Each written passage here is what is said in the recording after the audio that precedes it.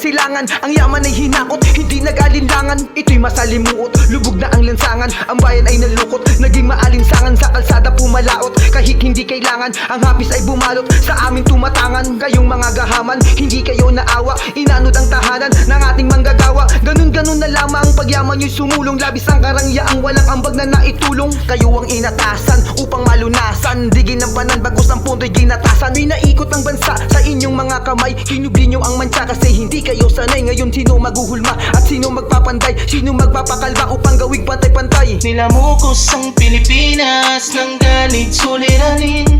Sa gisag ng Pilipinas, malagim ang pangitain. Pilipinas, pinipilas ang perlas at bituin. Pilipinas, nagdiningas ang hinirang na hardin. Nilamukos ang Pilipinas ng galit suliranin. Sa gisag ng Pilipinas, malagim ang pangitain. Pilipinas, pinipilas ang perlas at bituin. Pilipinas, nagdiningas ang hinirang na hardin. Sino nga ba ang sakim sa mga nakaupo? Ultimo patitikim ay pinagdamot ninyo, lalo nyong pinadilim. Ang landas na tinatahak, lalo nyong pinatalim. Pera nyo na hawak-hawak, natamong suliranin. Kapwa nyo ay hinahamak, sino nga ba salarin? Sa bangin kami tinulak, tila sumasalamin. Halimbawa ng pagyurak, bakit di nyo mahalin? Sa Pilipinas nyo ilagak, bakit di kayang gawin? Ang proyektong binabalak, mas inunang angkinin. Kaya tayo'y winawasak ng mga kalamidad. Dahil binulsan nyo na ang kaba ng ating bayan. Ang resulta sa kuna, nagbabayad ng buwis, kawangis ng dugo at pawis. Pero teka, may buhaya pala doon sa batis, wala pala sa ilog ang mga buhaya. Kung minsan kaharap mo na nakakasalamuha. Nilamukos ang Pilipinas ng galit suliranin. Sa gisag ng Pilipinas, malagim ang pangitain. Pilipinas, pinipilas ang perlas at bituin. Pilipinas, nagdiningas ang hinirang na hardin. Nilamukos ang Pilipinas ng galit suliranin.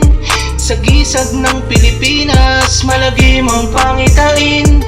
Pilipinas, pinipilas ang perlas at bituin. Pilipinas, nagdiningas ang hinirang na hardin. Na hindi pala baha ang pagpapalubog sa ating bayan, kundi kasakiman. Negosyo o kalayaan? Bayan o sarili, pumili ka! Paano ninyo nasisigmurang pag-usapan ng negosyo kung mga alipin tayo sa sarili nating bayan? 365 sa isang taon, mga proyektong sa limot binaon. Mapait pa sa kalbaryo ang sinapit bawat baryo. Masakit bawat senaryo sa 12 kalendaryo. Mata sa Pilipinas, tila may kapansanan. Ito ay kontrolado ng kapangyarihan. Daig pa ang baldado, wala na sa katwiran. Parang minadrado, nagunaw ang tawiran. Ang sarap sigurong mabuhay sa palasyo. Samot-sari ang pagkain, higit sa paraiso. Ang buhay nyo'y banayad, nagbuwis bawat ng piso. Ang kaba naging pambayad sa luho nyo at bisyo. Kailan magagapi ang kaibuturan ng mga nangaapi? Sa ating lipunan, tiwali sa salapi. At tinatabunan ang mga tagpi-tagpi. Ang hustisya sa hukuman. Nilamukos ang Pilipinas ng galit suliranin. Sa gisag ng Pilipinas, malagim ang pangitain. Pilipinas, pinipilas ang perlas at bituin.